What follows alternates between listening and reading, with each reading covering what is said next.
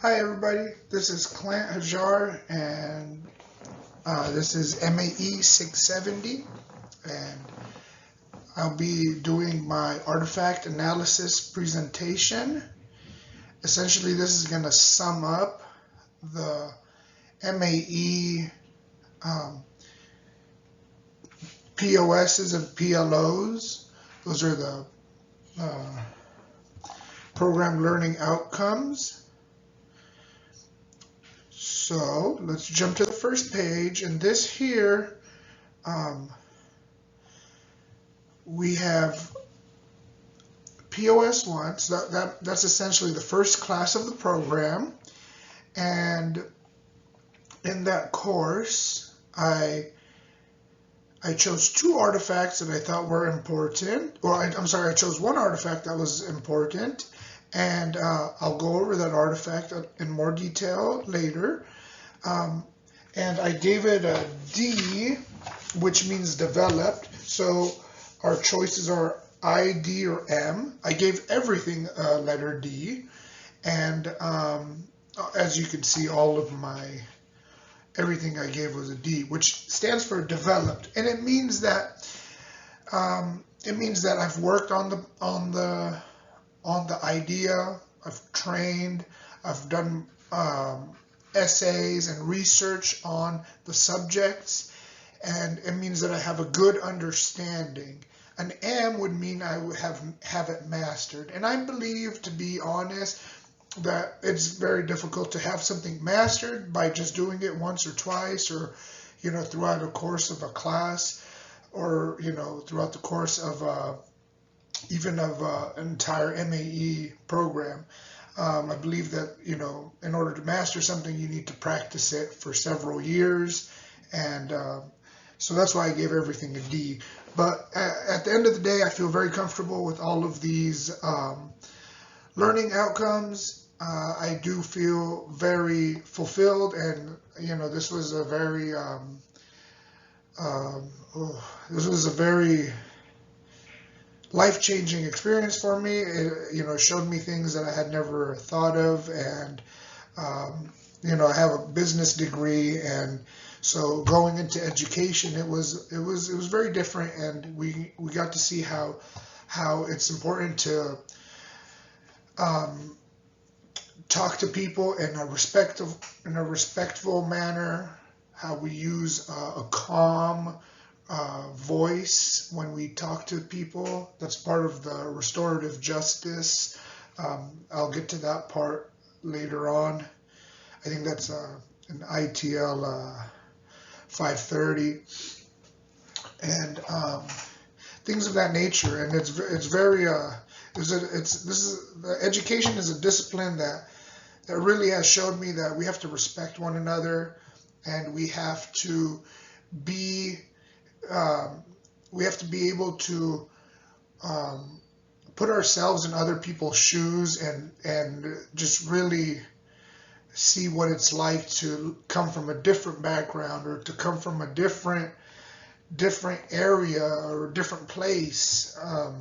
And like with ELLs, English language learners, it's very difficult to learn math, because they might not understand all of the vocabulary that the teacher, the other students, the book, etc. are using. So we as educators have to recognize that, and we have to make sure that those students aren't falling behind. So we'll start with our first POS. This class was MAE 610. That's essentially the introduction class for the program. The blue link is a hyperlink, and that'll take you to online to Google Drive, or I'm sorry, I think it's Google Drive, and you'll be able to see the entire Word document there. As it is several pages, I didn't want to put it all on here. And I wrote a little summary, and I can read that to you. Following the above link will lead you to the research paper I wrote on this course. It was important to me as an educator because it began to shed light on the research proposal that I did in MAE 670 and the study that I might one day perform in real life. This assignment corresponds with PLOs 1 and 3 because it highlights the future educators' responsibilities to grow personally and professionally. It is imperative that educators perform research and read peer-reviewed articles because they teach us how to teach, assess, and reteach our students if needed. So it's important to always, as an educator, always be up to date with it's important to always be up to date with all the new techniques and all the new research, all the new findings that can be beneficial to our students.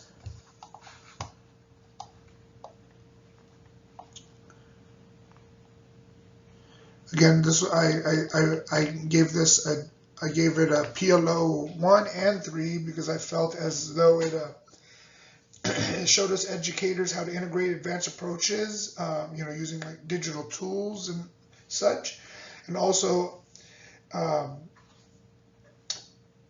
it showed us how the importance of using of having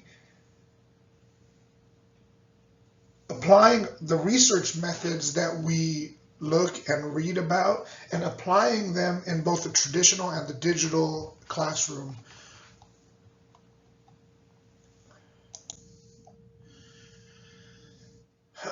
This was a ITL 600, and in this the class was called Becoming a Teacher. The artifact I chose was the cultural iceberg, and this was really enlightening because you never really think about these things until you sit down and actually do them. The tip of the iceberg are things that people notice, things that people see. You don't have to divulge this information. I'm tall, fair skin. That was my age 2-3 years ago.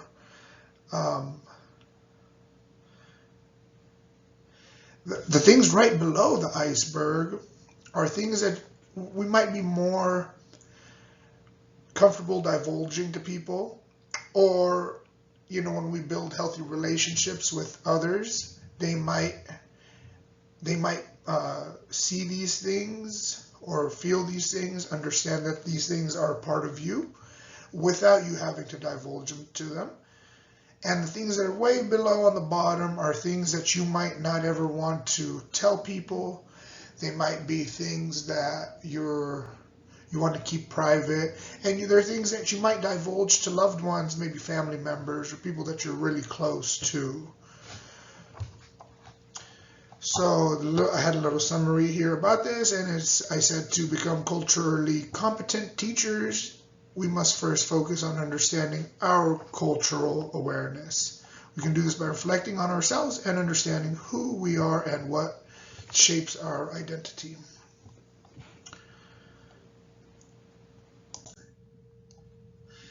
POS 3 was ITL 604, Learners and Learning 1. I gave this a PLO 2 because we learned to design learning experiences that include learner characteristics, principles of customized learning, and assessment as learning. So essentially this here was about being inclusive and diversifying the classroom to get all students to be actively engaged and to feel comfortable in participating. So in this classroom I had in this course, we began to meet who our focused students are. And these were students that they kind of fell, outside of the average student, and one of the students, focus student 6. We call her AS, focus student 3, call them ER. And each one of these students has strengths in certain categories, and we want to teach to that student's strengths. So in this course, we learned that what focus students are and how their unique abilities impact learning, and we design specialized plans for these students. By keeping track of the student's personal and academic progress, likes and dislikes, and any other pertinent information, the educator can better diversify classroom instruction, simultaneously targeting more students' abilities. Also in this course, we learned about a funds of knowledge inventory matrix containing student, personal, and academic capability information. Essentially, that funds of knowledge matrix.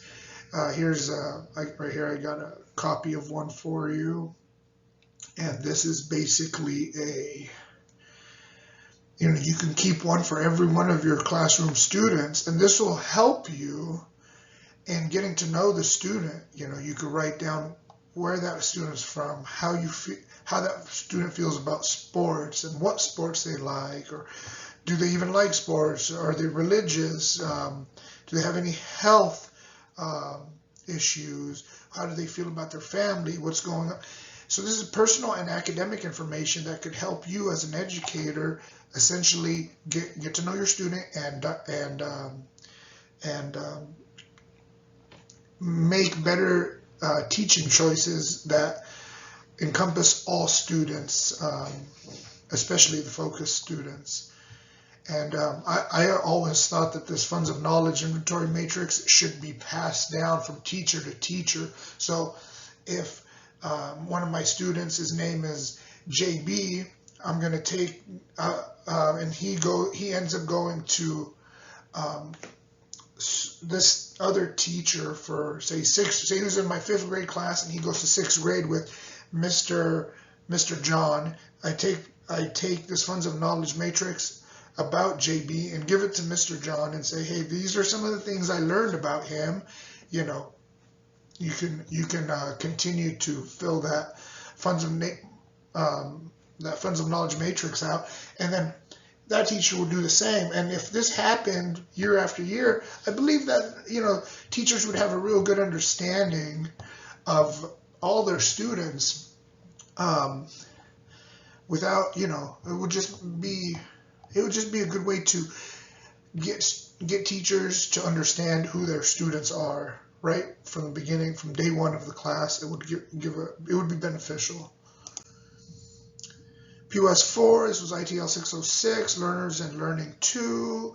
I chose PLO 3 because this applies practitioner research methods to study and inform instruction in traditional and digital learning environments. And this assignment was TPE 3.2. We were unpacking some of these standards and learning about unpacking standards and what the teacher performance expectations are. And in this document, I had described what 3.2 is, TPE 3.2 is. I had given some examples of evidence. I believe that in this class we would use documents that gave us students, and we use those documents or videos or other digital media that introduced us to students, and we would watch them, and then we would do our research based off of those students.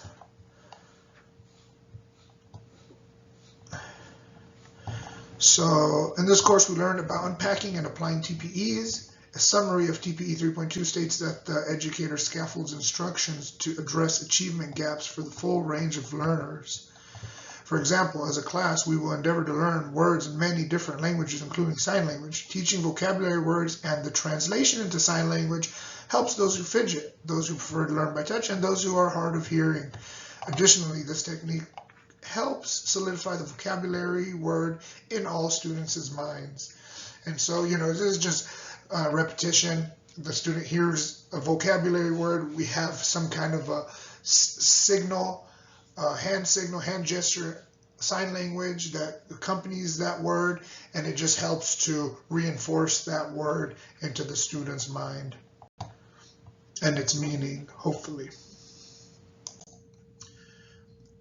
POS 5, this was ITL 608, Design and Process of Teaching. I gave it Also D, PLO 4, develop reflective practices that are grounded in current learning, science, research, professional ethics, and include pathways to continuous growth.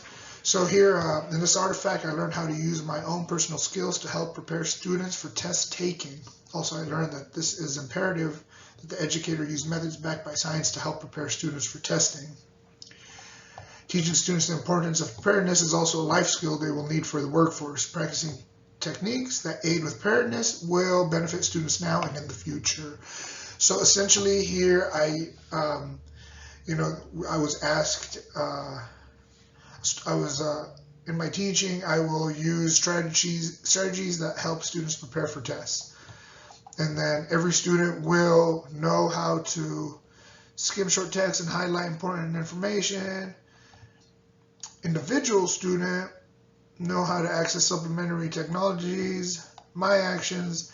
So essentially for each question, I put down what each student should know, what every student should know, and then what I, as an educator, would do to help promote that growth, to help make sure that student knows what to do. And in these, what the student does, what the student's actions rather than the teacher's. See, here's the teacher's actions, and these two are like the student's actions.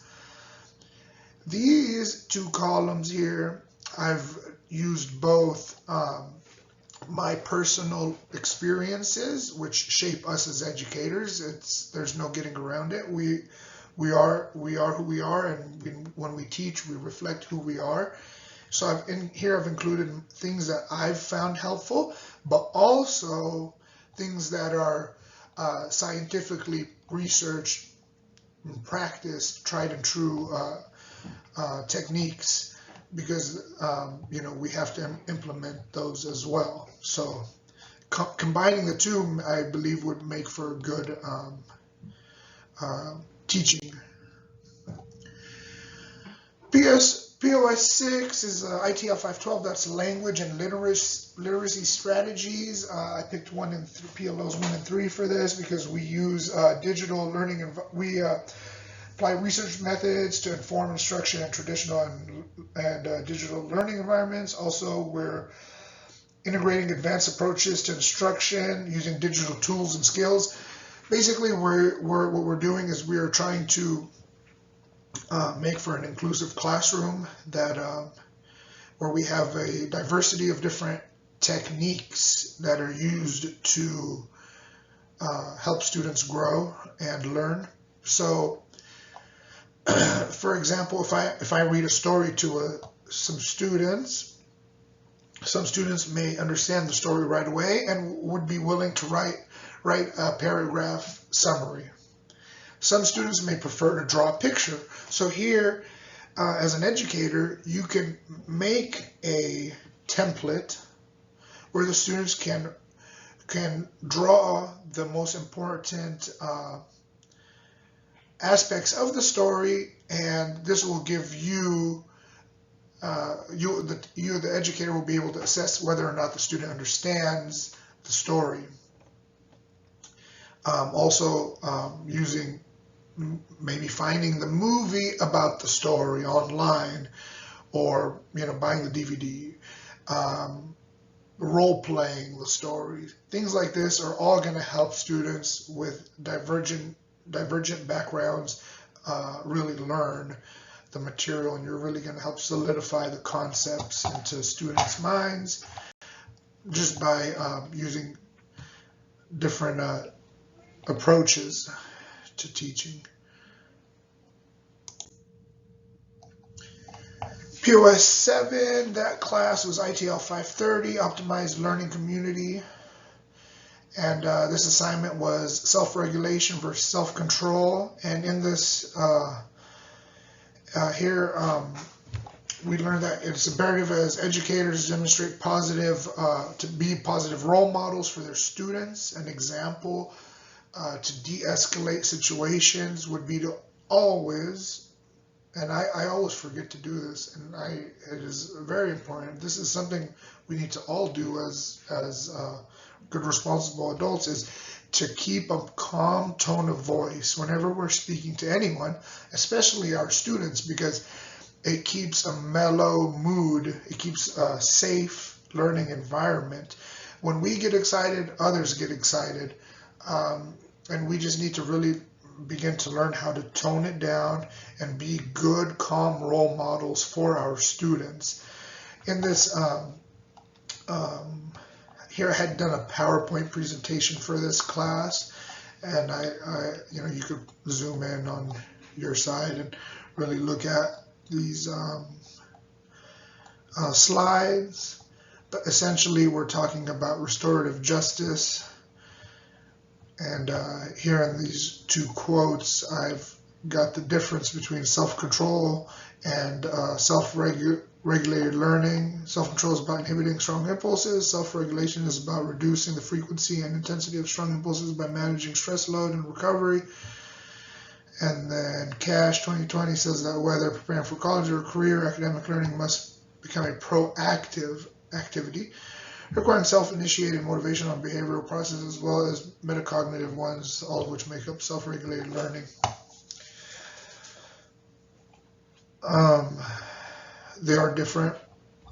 Self-control is about, just controlling your impulses and trying to stay cool and calm. Self-regulated learning is more, I feel like it's more of a intrinsic motivation. Would be kind of like, I feel, different definition for it. So, yeah, POS 8.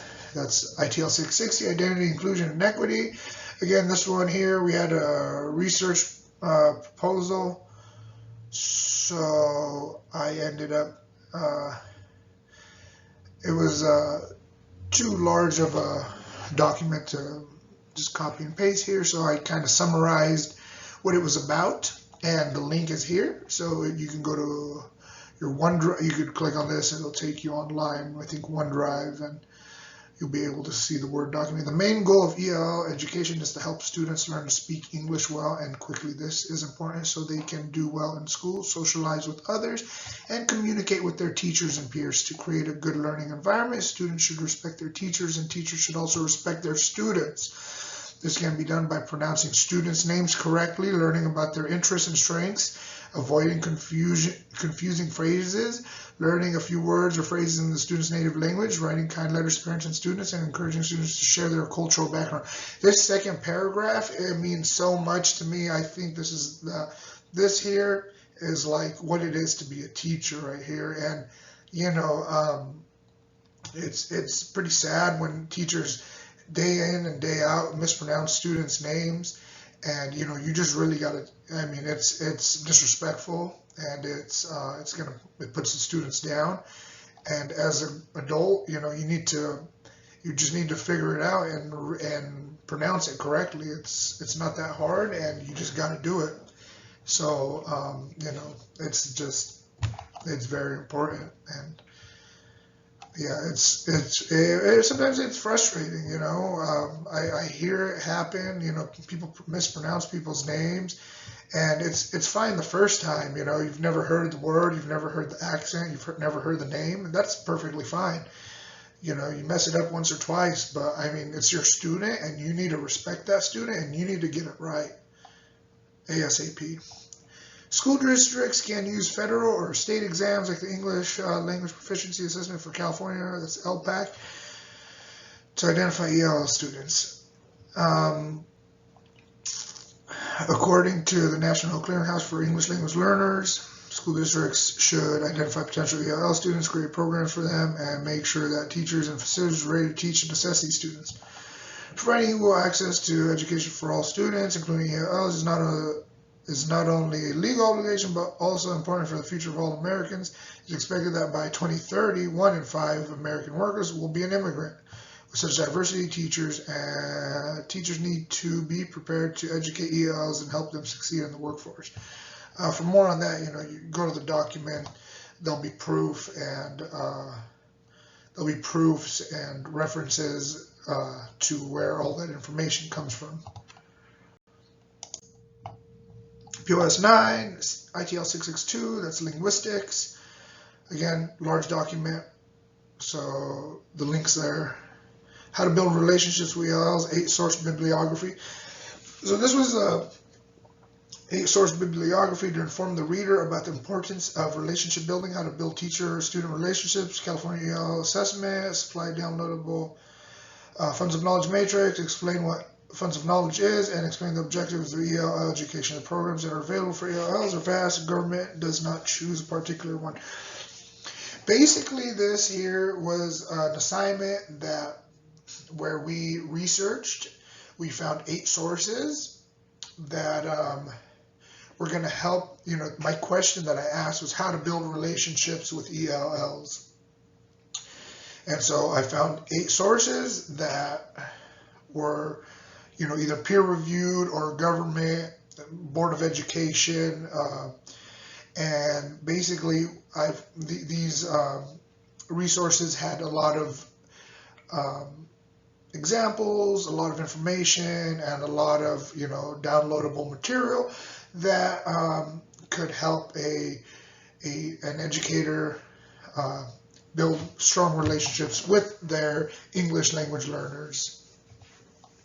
And again, go to the link and you will find all of those sources and all of the supporting material.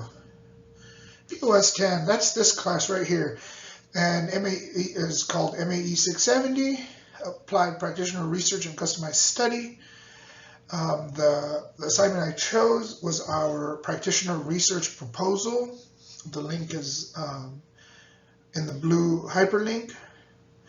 And besides that assignment, the artifact analysis that you saw as the second page of the slide was also very important, and that was part of this class as well. But I chose the research proposal because I felt that I really did a good job on it, and I researched 5 different peer-reviewed articles that were related to my question, which was what is the relationship between the implementation of cooperative learning-based learning of math and measures of comprehension for 5th grade learners.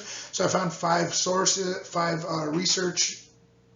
peer-reviewed articles that were relatable, that were related to the cooperative learning and or math comprehension for 5th graders. They were all very similar to this, and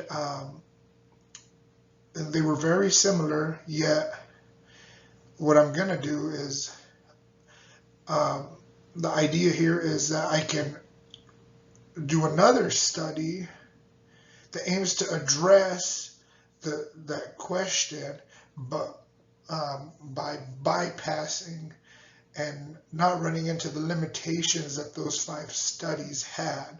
So therefore, I would hopefully get a more accurate research study just by learning from the mistakes or the I don't know if they're mistakes, but of others. Here's some references for the 2 self-regulation and self-control. And again, this was Clint Hajar. I want to thank you guys, and it's been a pleasure working and learning with you all. Thank you.